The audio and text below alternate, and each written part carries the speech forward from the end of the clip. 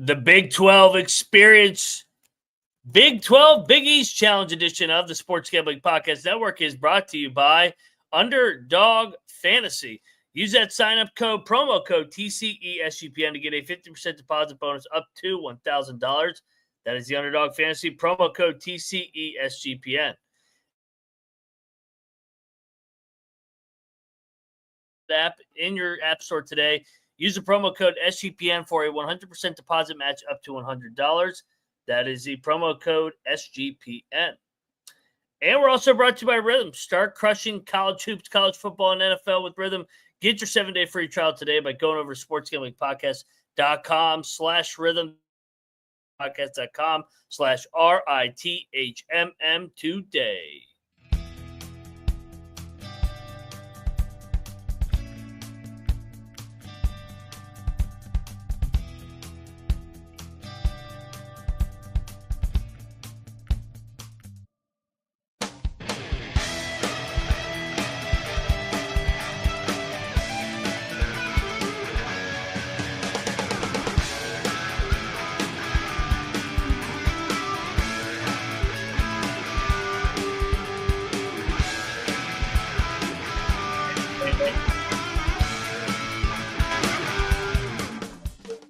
Welcome, everybody, into the Big 12 College Experience.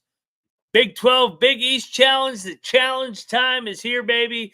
Let's get into it. We got a nice slate here starting off tonight with a couple games. The headline games are tomorrow night. We'll talk about every single game. Shout out to Troy's dog. He's howling. Maybe the dogs are barking tonight. Two dogs. Got 2 dogs barking. Yeah. Maybe Villanova and Providence tonight. But let's introduce ourselves first. I am Moneyline Mac, a.k.a. the former video coordinator for Bob Huggins and Frank Martin. And joining me to talk Big 12 on the hardwood, because, this sport isn't corrupt like the other one with this bullshit selection committee where they just completely don't watch the games and they don't even count wins for the Big 12 teams. This is a real sport, college basketball. He is the Big 12 guru because he's got family in Stillwater, Waco, Fort Worth, out east to Orlando, up to Cincinnati, out west to Tucson. The Big 12 guru, Troy Chewning. What's up, man?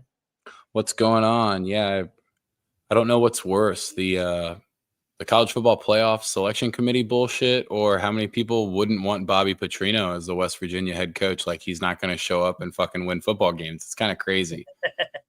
Yeah, I started the pot of putting him at number 2. It's like, who cares if he's got some baggage with him? Everybody's got some baggage to a certain degree. First, I thought maybe that was some troll bait, but I mean, good coach. What other place likes coaches that get DUIs? I mean, sign me up. Amen.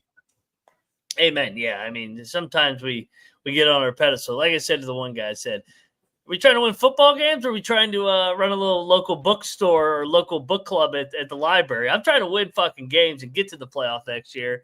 I don't give a shit if he's got a little baggage. So shout out to the chat. Trevor's in there.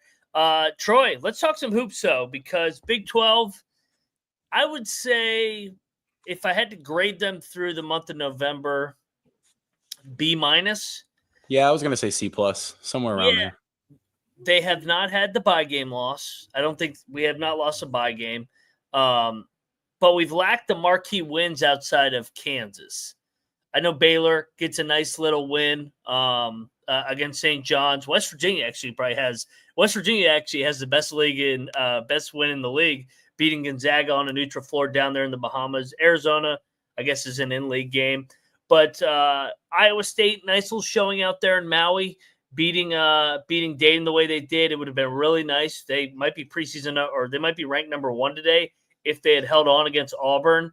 BYU all right out there in Cali. Arizona State's been the pleasant surprise so far with the showing that they had, wins over St. Mary's, New Mexico. Their only losses to Gonzaga, and then of course Kansas being the headline, beating Duke out there. They have Creighton this week, but most importantly, they have not self-sabotaged themselves like the ACC and Big East and haven't lost a bye game. So what's your takeaways just from the first couple weeks, Troy, on our Big 12 guys?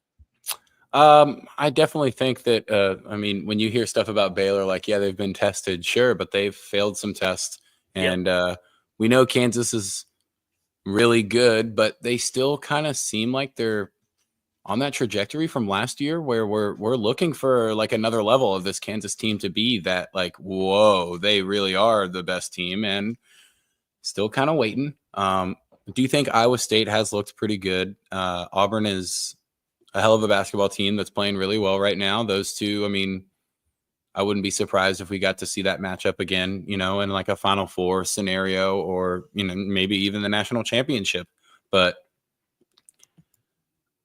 I think Cincinnati is probably worth saying that they're significantly better than we would have expected. Yep. I think BYU is pretty dang good, especially, losing your coach and just hoping that the program can continue to roll. I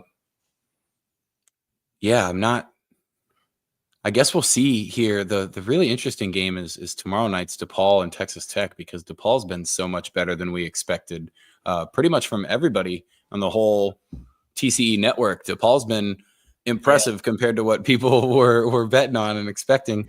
And they have to go to Lubbock, which is always scary. I'm sure we'll talk about that a little bit more, but yeah, we'll see. It's interesting. We get the Big East. Supposedly it's a down year, and Morgan's ready to hear us talk shit about the Big East the whole time. But we'll see how that goes. I mean, everybody could have been looking forward to this Big East, Big 12 matchup on both sides of either conference here. Just, they know the big name games. They know the primetime games that are going to be on TV that people are going to remember in a few months from now. And it's some of these conference challenge games where we get some sweet matchups. So we will see.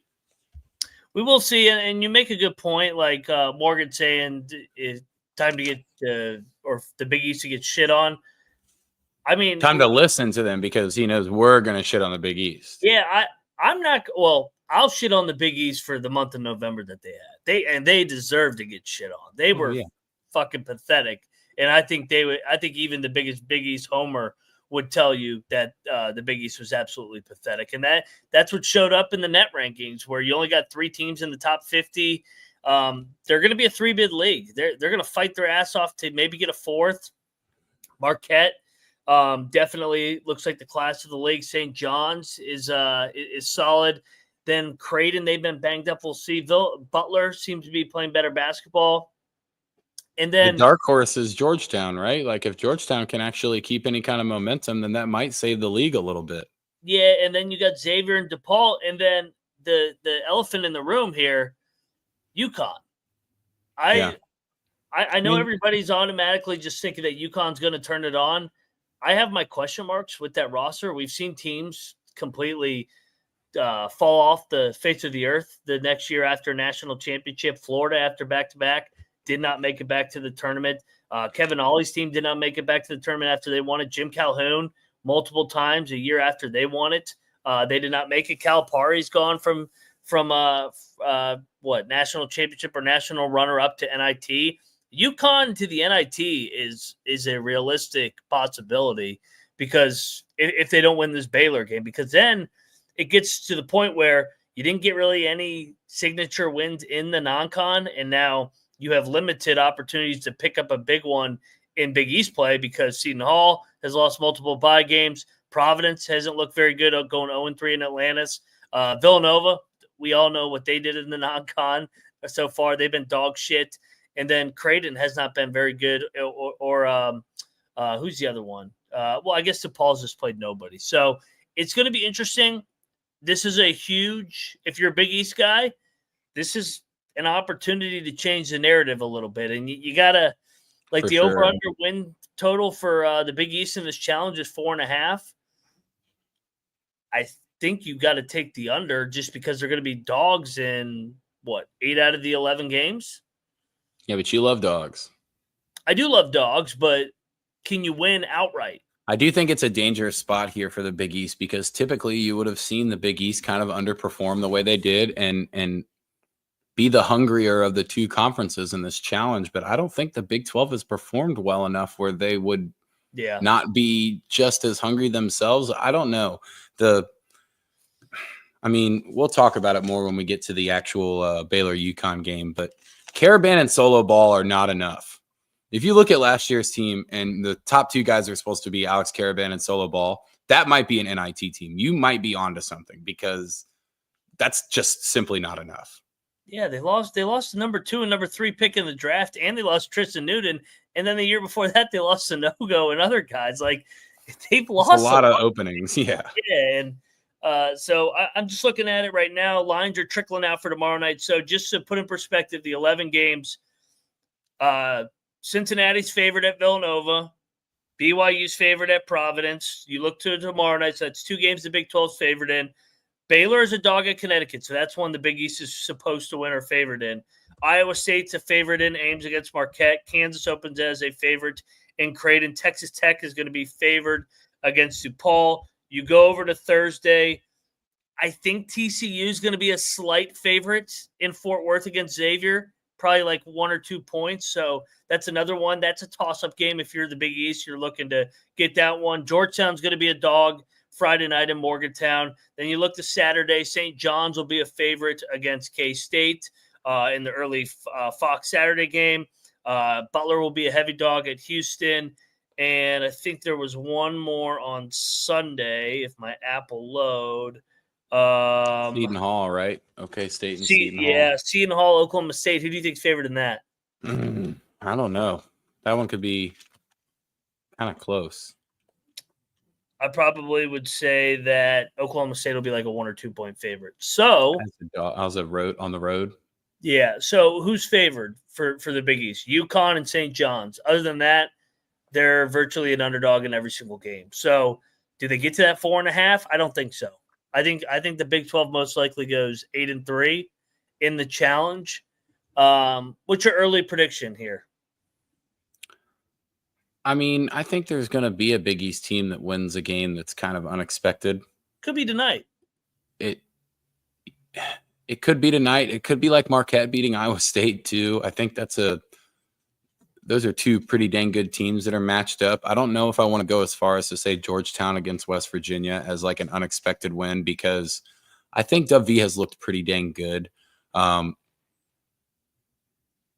don't think Butler's going to get Houston. Hell no.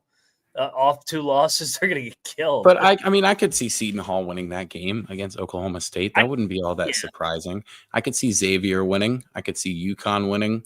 And I don't know. I'm not going to take BYU to beat Providence. It's all going to come down to DePaul on the road in Lubbock. I don't know if I like that.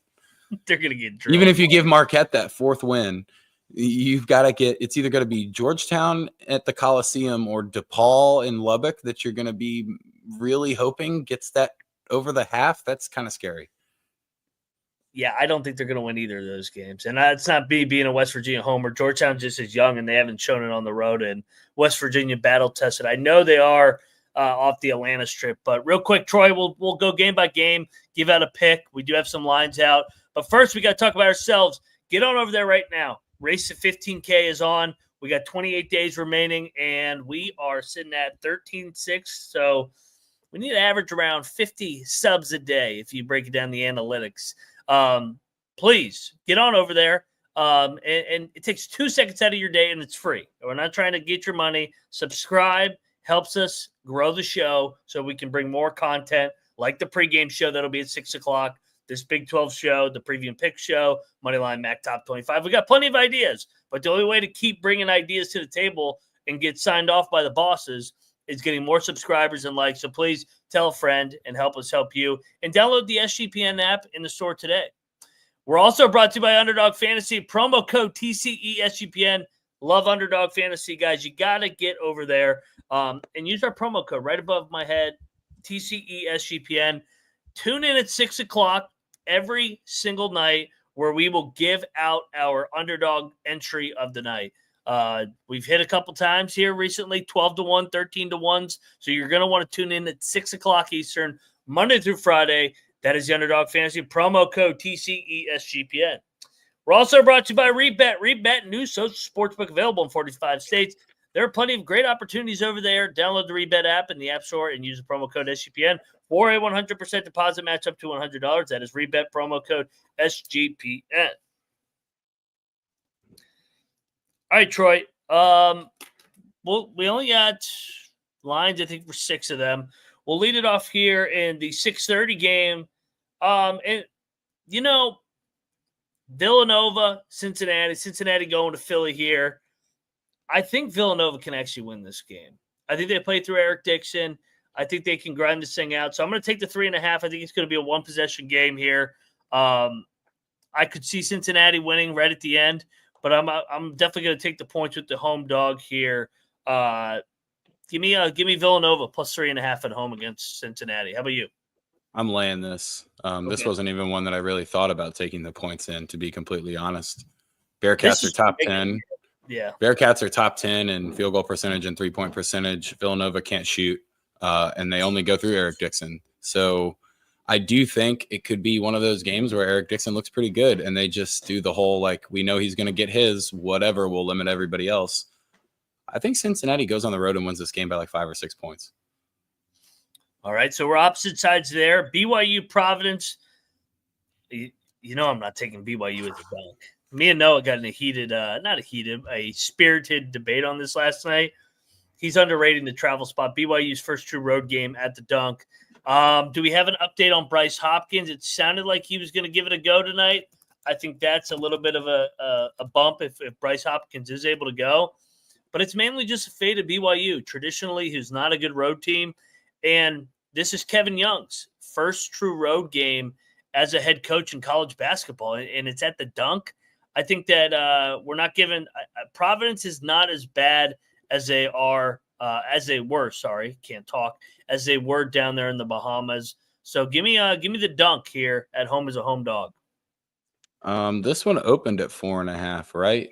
Yeah, no, it opened. No. It's 5.5 now. 5.5. Yep. I saw it at 6.5, maybe, 20 minutes before we started the show, and then it came back to 5.5. The only thing that really scared me about BYU is they turn the ball over a lot.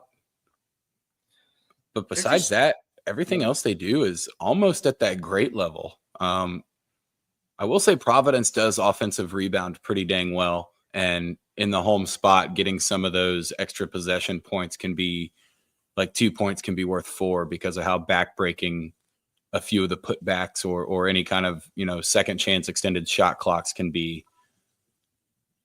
But I like Igor, man. I like Demon a lot. I think that might help them in a travel spot that they're, I still think he's a lottery pick, believe it or not. I'm going to lay the 6.5 here with BYU. Going to get trapped, but we'll see. Let's go. Yeah. I don't know if I trust Providence enough. It is a terrible spot. It's not. You shouldn't underrate. Yeah, you shouldn't underrate the dunk. I just think that BYU is teetering on that. I think BYU and Cincinnati are better basketball teams than we give them credit for right now. Okay, so opposite sides there. Next up, we go over to Wednesday. By the way, Arizona State, be careful tonight off those. Oh, yeah, our warning. They're laying 20.5. San Diego barely beat Marion, who is barely a Division I school. But it's a big-time letdown spot after St. Mary's and New Mexico wins for Arizona State. Could be a go-through-the-motions game where they only win by 18. I would be worried about this one. Just as an aside, outside of our Big East talk. You want to know a ridiculous line? UConn's laying 4.5 tomorrow against Baylor. We'll be taking those points. Yeah, Baylor money line. I think UConn can win the game. I don't want to have too much recency bias, but like I said, Caravan and Solo Ball are not enough. They need somebody else to step up and really be a big-time player. We know the Baylor guards are pretty awesome. Like I said, they're more tested, but they have failed tests. But so is UConn. UConn has significantly failed some tests so far. I would be worried about them being pissed. Obviously, I do think Hurley is better than Scott Drew. He is. But, Scott Drew is also national champion in the last Still 4 years. Well, pretty good. Like the advantage it's isn't not a big that advantage. much. Like I'll Hurley's be taking better. the points for sure. Yeah. I just think Baylor's guards are significantly better than UConn.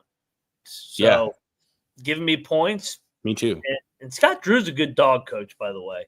So yeah, I love Baylor here to win outright in Storrs. Everybody keeps saying UConn's going to be pissed. They were supposed to be pissed against the last place team in the Big 12, Colorado, and they fucking got beat. Then they got blown out by Dayton.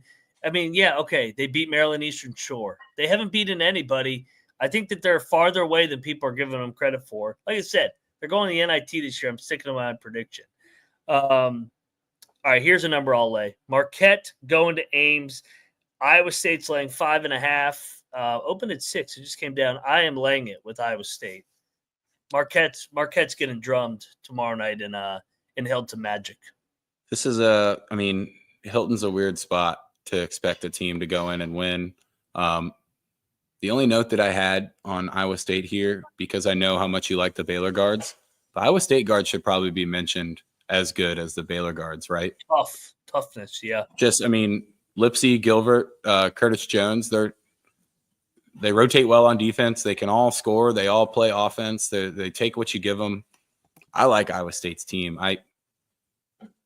They looked really good against Auburn, and you couldn't take anything away from either of those two teams, regardless of what that final score was. I would say those are two damn good basketball teams. I'll lay this number 2. All right, so we're both on the home team there to hand, what's their name, their first loss, Marquette. Kansas is going to Omaha. 3.5 Kansas is laying. Is Kalk playing?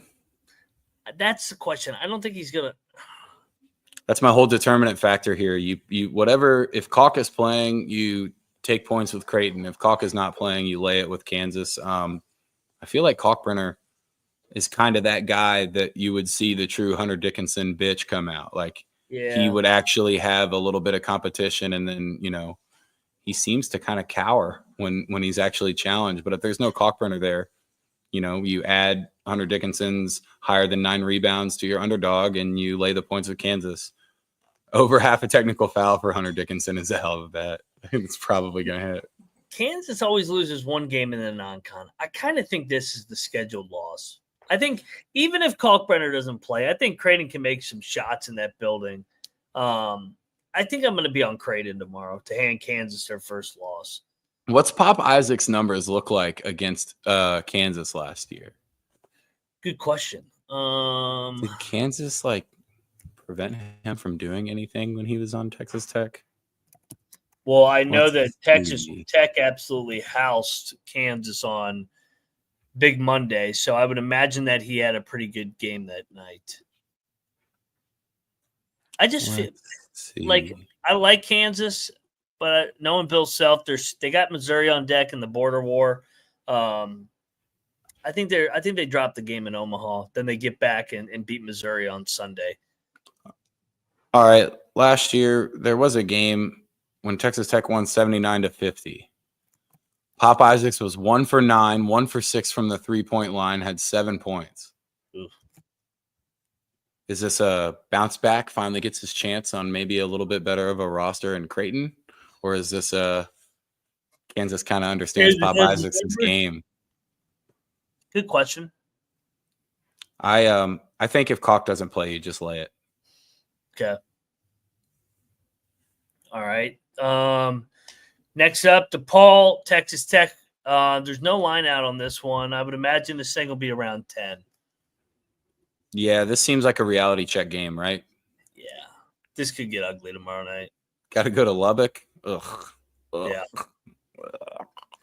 So at 10 and a half or something like that, I think I would still lay it.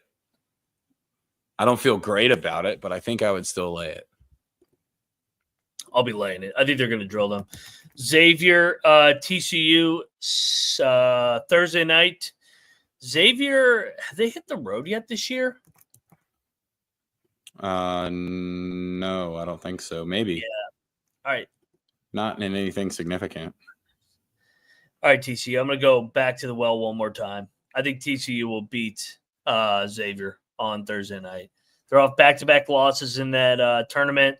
What does Ken Palm have this line at? TCU -2. Well, points. Take Xavier points. I want to fade Xavier on the road. It is that rubber floor too. Yeah, they've looked like shit so far this year. I feel like this could be the one that they pop up for and win a home game and just they're hard to beat on that rubber floor, like you said. It's a fucked up arena. Georgetown, West Virginia. If West Virginia is laying,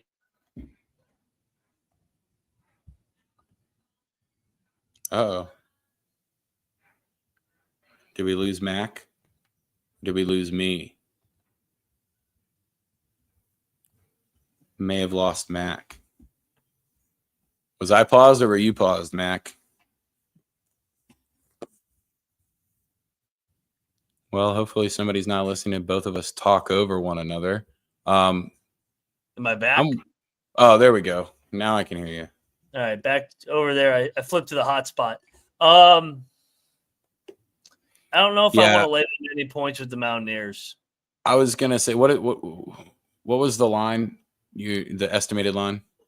Ken Palm's got 8. I'm gonna estimate it's gonna be around 9. I feel like that's an inflated line off of what West Virginia did in Atlanta. So I kind of think Georgetown actually would be the right side. I think West Virginia wins by 4 or 5.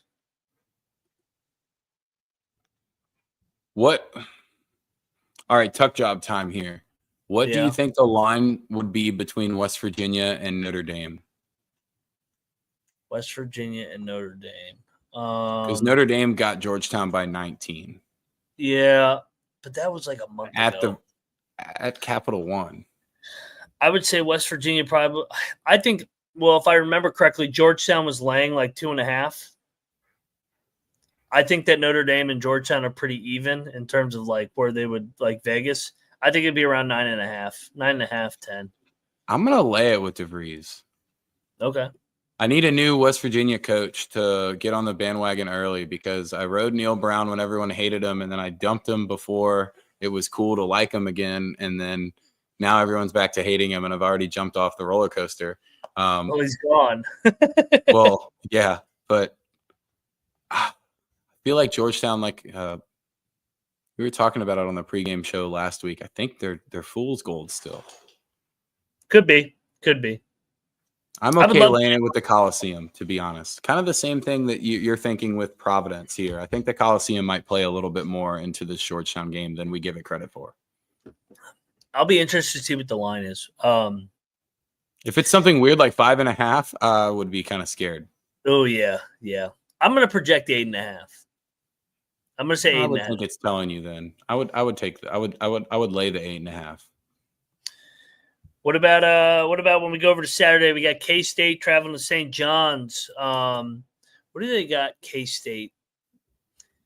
They got St. John's as a 9-point favorite.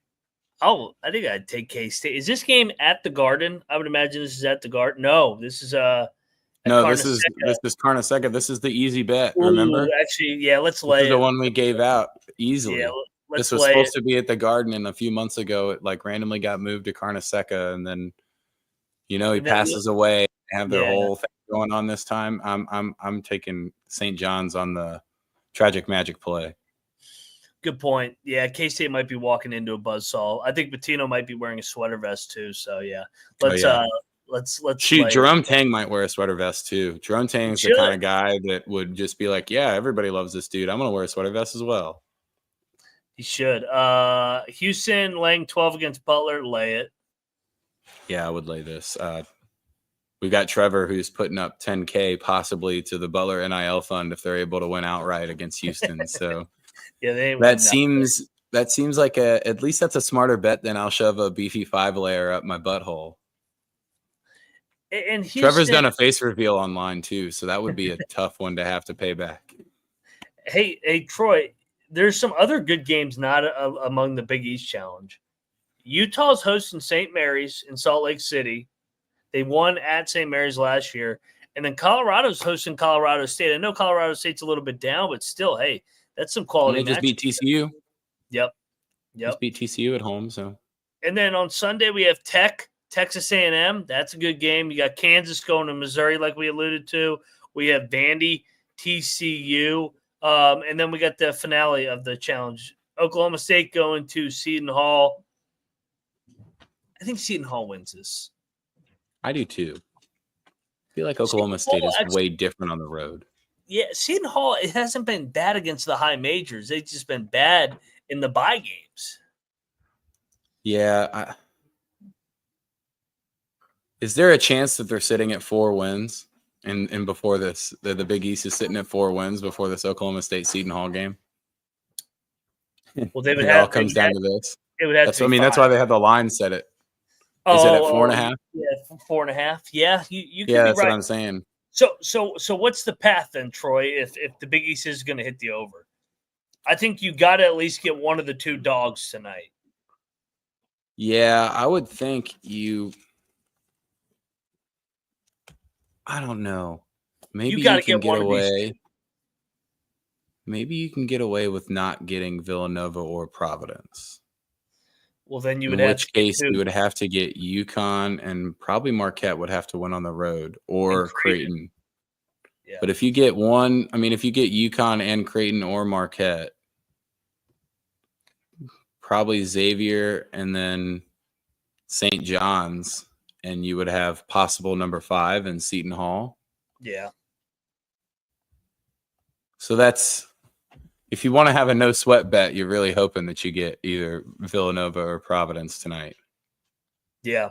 Yeah. Even then, it feels sweaty. These are big games. These are big games for that challenge tonight. If DePaul does go to Lubbock and win too, they're really good. So. Agreed. That's not happening. Stay tuned. That might be my lock. Probably not. MyBookie.ag, though, if you want to bet on one of these games, I do like Villanova and Providence. You can get down on some action over there. Head over to MyBookie.ag, promo code SGPN for a 100% deposit match up to $1,000 and a $10 casino chip. Get on over there. Let's go. We're also brought to you by Rhythm. Start crushing college hoops, college football, NFL with Rhythm.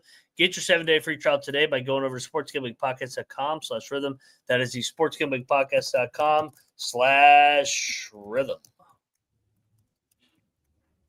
All righty, let's go lock, dog. We'll do 2 locks. Lock number 1 for me. I'm locking up Iowa State tomorrow night. Minus this 5.5. Yeah, I'm going to lock up Texas Tech. Okay. I know that it's kind of a simulated line for right now. We'll say 10.5. I think it's going to be 10.5. But I'll still lock that. I'll join you. That's my lock number 2, Texas Tech. I don't think that we get a blowout in either direction, so I'm going to lock Baylor too. Getting 4.5. I'll take the 4.5. Absolute beauty. We're seeing eye to eye. Give me Baylor as a moneyline dog. Make a statement in Storrs. They've been knocking on the door to get one of these bigger wins. Beat St. John's already. Beat Arkansas. Fell to Tennessee. Fell to Gonzaga. They're more battle tested. Give me the Baylor Guards to get it done in Connecticut tomorrow night.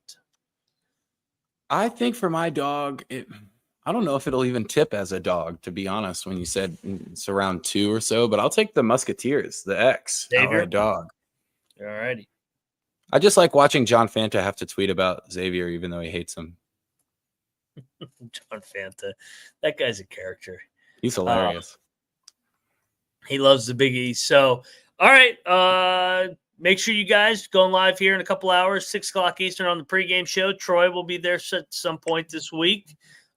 Me, Troy, and Rush will be back on Friday to break down Iowa State, Arizona State in the Big 12 title Saturday in Dallas. The winner will go to the playoff, even though they probably don't want to put the winner in the playoff. But anyway, Troy, any last thoughts? I know you gave out an underdog while I was being canceled out by the interwebs. Any last thoughts you want to before you leave? Oh, I didn't get to give it out yet, so we'll throw it in there. Oh, good. Who you it's got? It's a little two-way for tonight's game. I'm going with Jizzle James because Jizzle James is one of the best names. higher than 1.5 3-pointers made in that Cincinnati matchup. And then Igor Demin, I know I mentioned him, but 12.5 points, higher than that in our BYU prop game. Get on over there, Underdog Fantasy, promo code TCESGPN. This has been the Big 12 College Experience. He's at Troy Chewning. I'm at Moneyline_Mac. See you guys in a couple hours. Let's go Big 12. Cheers.